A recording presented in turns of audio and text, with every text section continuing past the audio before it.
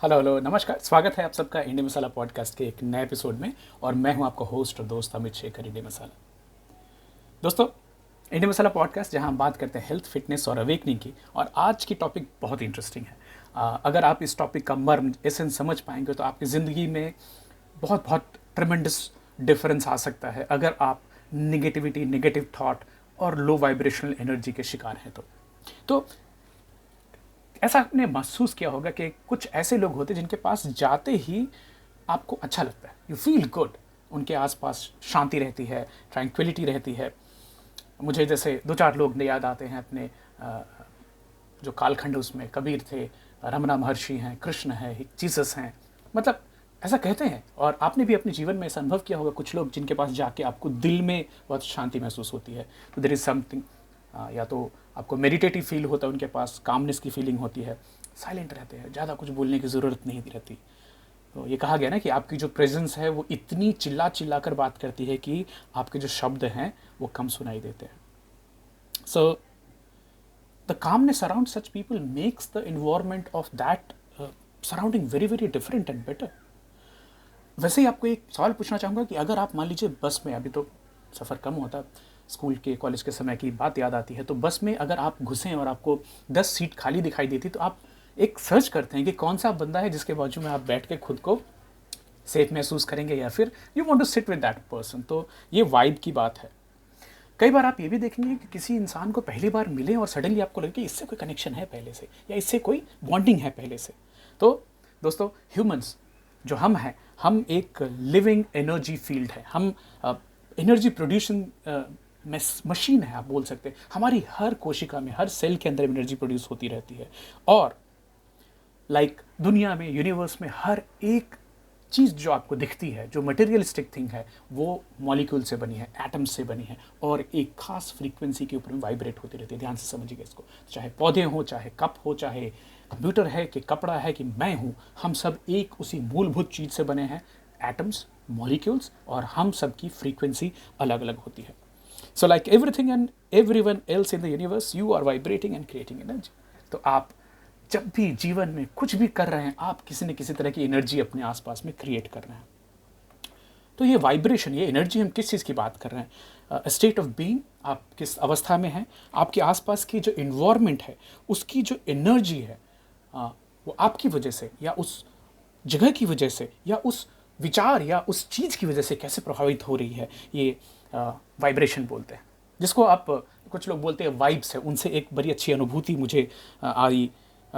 तो हम जो है ना, हम अच्छी और बुरी वाइब्स को पढ़ सकते हैं नए लोगों में। जैसे आप सब 5 लोग रूम में बैठे हो, सडनली एक नया आदमी रूम में आता हो, तो आप उसकी एनर्जी को महसूस कर सकते हैं। Is it a positive energy, it's negative energy? आपको कंफर्टेबल महसूस हो रहा है उस इंसान के आने से? Are you feeling discomfort? That is your positive negative vibe समझने की जो इंटरनल रेडार है, वो आपको गाइड करती है। जैसे एग्जाम्पल आप कुछ बताऊँ आपको, जो जैसे कुछ मेडिटेटिव प्लेसेस हैं जहाँ पे लोग जाकर चिंतन करते हैं, पूजा करते हैं, श्रद्धा दिखाते हैं। जैसे वो मंदिर हो, कि पगोडा हो, कि मस्जिद हो, कि गुरुद्वारा हो, आपको उसके बाजू से भी आप गुजरें तो आपको थोड़ी सी एक शांति वाली फीलिंग आएगी। You will feel good irrespective which religion you belong to. वहीं पे अगर आप चेंज कर लो इस सिनेरियो को, आप किसी क्रेमेटोरियम के बाजू से गुजर रहे हैं, वो किसी भी धर्म का कब्रिस्तान है, तो आपको एक थोड़ी सी नेगेटिव फीलिंग आई, बिकॉज वहाँ पे कोई भी एक खुशहाल अवस्था में, और आई वुड से एक डिलाइटेड कंडीशन में कोई नहीं जाता है। तो वहाँ पे जो एनर्जी, एक वाइब्रेशन इकट्ठा होती है, वो नेगेटिव होती है। सेम फॉर एबेटॉस, जहाँ पे जानवरों का कत्ल किया जाता है, उसके आजू बाजू के सरकम सुनसान इलाके लगते हैं आपको। तो आप अपने अनुभव से इसको मिलाकर देखिएगा। तो वाइब्रेशन एनर्जी जो है वो आप महसूस कर सकते हैं।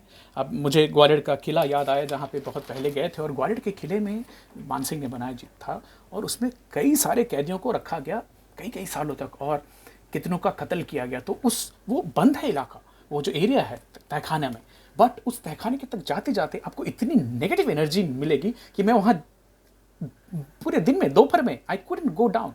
मैं निकल के आगे बोला, नहीं, ये जगह सही नहीं है। और कई सारे लोग बताते हैं कि उनको ग्वालियर के किले में चलते फिरते आदमी भूत दिख जाते हैं। तो that is also one kind of vibrations.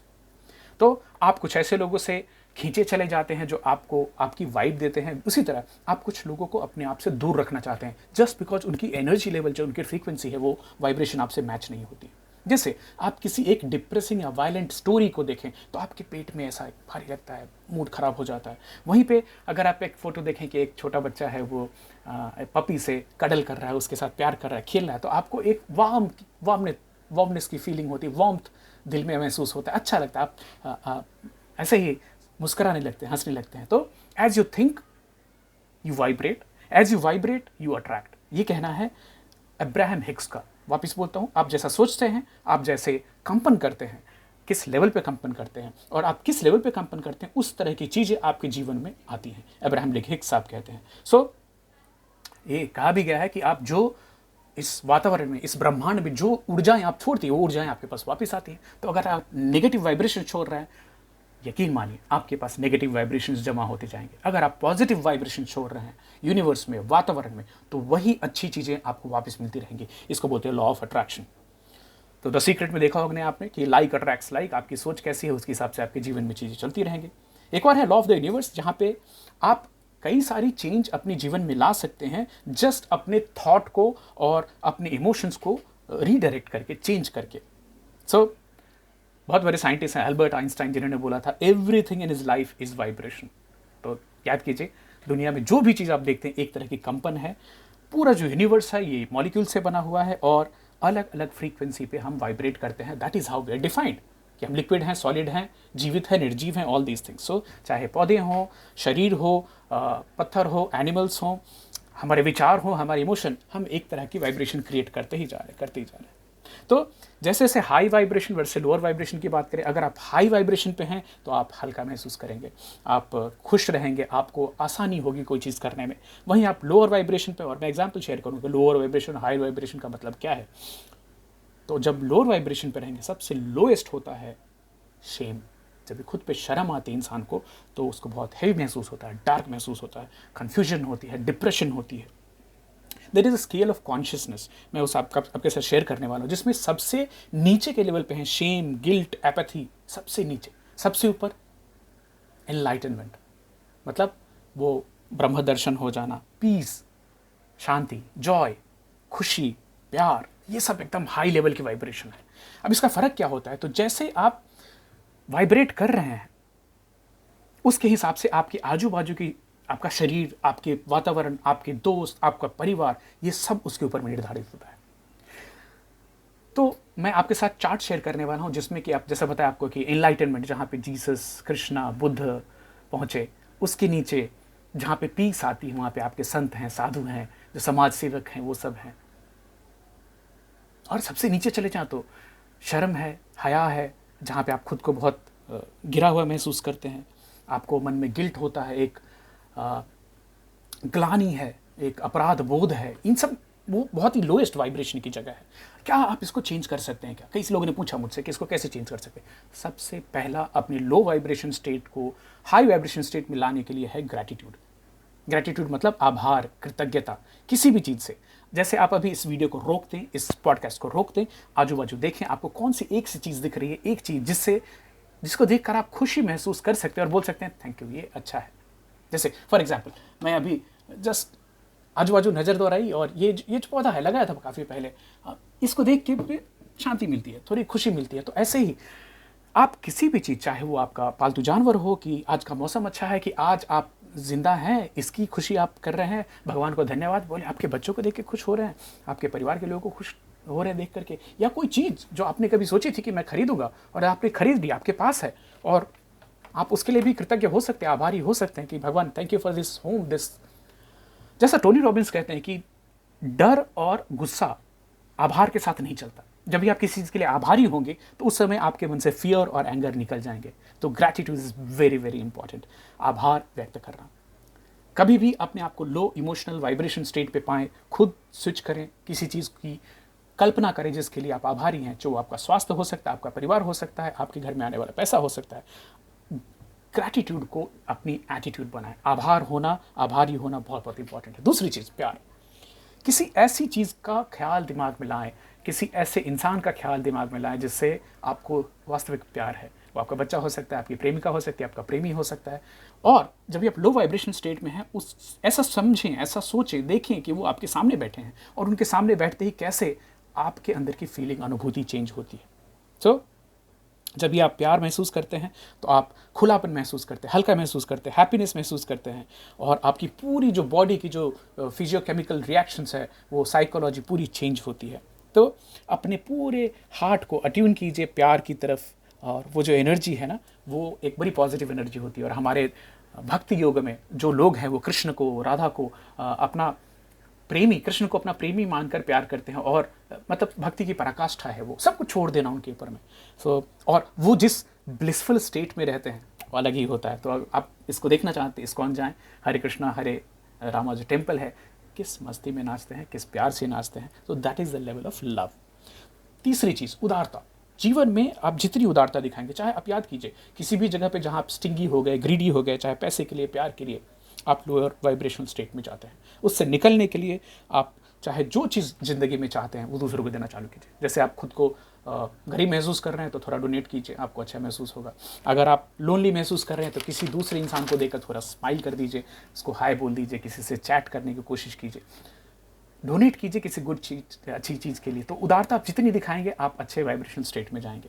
चौथे आती है मेडिटेशन एंड ब्रेथ वर्क, जो सांस के ऊपर में आपका कंट्रोल होता है। तो being true to your self, being true to the right now, this moment, present. This present इसलिए बोलते हैं कि अभी की जो समय है यही प्रेजेंट है, यही गिफ्ट है आपके लिए भगवान ने दी हुई है। क्योंकि पास्ट और फ्यूचर ये दोनों दिमागी कंस्ट्रक्ट हैं, और सदगुरु अक्सर बोलते हैं कि इंसान या तो अपनी मेमोरी को सफ़र करता है या फिर अपनी इमेजिनेशन को। तो अगर आप प्रेजेंट में रहेंगे, राइट नाउ मेडिटेशन करें, ब्रेथ वर्क करें, आपके आजू बाजू कामनेस होगी, नर्वस सिस्टम काम होती है, आपका मूड इंप्रूव होता है, it brings peace and high vibe qualities in and around you. तो चाहे प्राणायाम कर रहे हैं, चाहे साधना करते हैं, तप करते हैं, भागवत सुनते हैं, सूफी म्यूजिक सुनते हैं, चाहे आप मंदिर में बैठ के ध्यान लगाना चाहते हैं, कुछ मंत्र पढ़ना चाहते हैं, कीजिए, चैंट कीजिए, मेडिटेशन कीजिए, डीप ब्रीदिंग कीजिए, 3 सेकेंड लेना, 3 सेकेंड छोड़ना। आप अलग अलग ब्रीदिंग मेथड्स चेक कर सकते हैं।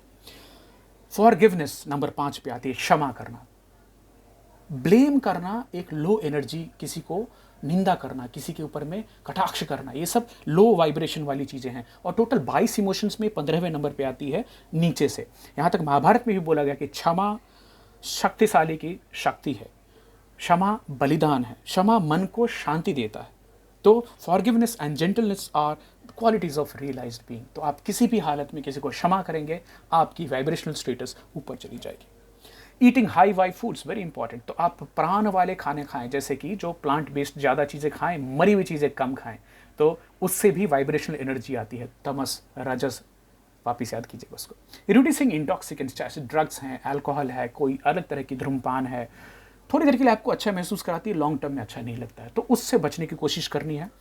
ऑटोमेटिकली आपकी वाइब्रेशनल एनर्जी इंप्रूव हो जाएगी। Thinking positive thoughts very very important. अक्सर आपका दिमाग जो है वो ऑटोमेटिक नेगेटिव थॉट्स में लगाता है, उसको चेंज करना है, पॉजिटिव ऑटोमेटिक थॉट्स पे लाना पड़ेगा, प्रैक्टिस करनी होगी। मैं एक चीज़ करता हूँ, अगर खुद को देखा कि नेगेटिव सोच रहे हैं तो कैंसिल बोलिए, उसको एक पॉजिटिव थॉट के साथ चेंज कीजिए, और देखिए कैसे आपकी जो मेंटल फिजियोलॉजिकल स्टेट चेंज होती है। Listening, consuming high vibe music, TV, अच्छे प्रोग्राम देखना, अच्छी किताबें पढ़ना, अच्छे लोगों से संगति रखना बहुत बहुत इंपॉर्टेंट है। आप कंटेंट तो दुनिया में इंटरनेट पे सब कुछ है, यूट्यूब पे सब कुछ है, पॉडकास्ट में सब कुछ है, आप क्या सुनते हैं, अगर आप ये सुन रहे हैं तो आप सही जगह पे।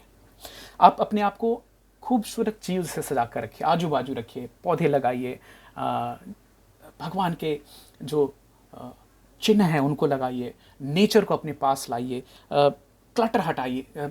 बहुत सारा जो कचरा होता है, घर को खाली, जितनी स्पेस खाली रहेगी उतना आप ज़्यादा ग्राउंडेड महसूस कर पाएंगे।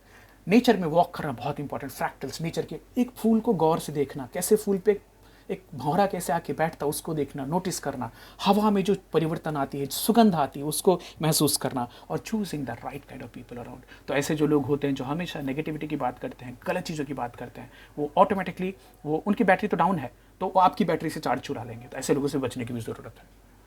ये है हमारी वाइब्रेशन वाली छोटी सी मास्टर क्लास। उम्मीद है आपको इसमें से कुछ अच्छा लगेगा। ज़रूर शेयर कीजिए अपने फैमिली एंड फ्रेंड के साथ। कल मिलते हैं एक नए टॉपिक के साथ। Bye bye, take care.